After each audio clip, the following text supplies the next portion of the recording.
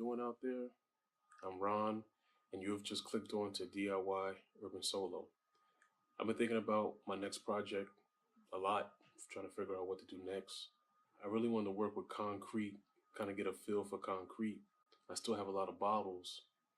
I just didn't want to kind of overlook the bottles, so I figured bottles plus concrete, next project. So, concrete vases. I want to start off with something small, dealing with concrete. I really didn't want to, begin with a huge product just in case the project becomes a total failure, which is not a problem too. You fail and you figure out how to correct your failure. So my next project will be concrete vases. Hope is informative. Hope is an enjoyable video. Check it out. See what happens. You never know. It could be a vase or it could come out to be some type of weird Art Deco art. So stay tuned. I'll see you in the video. Peace.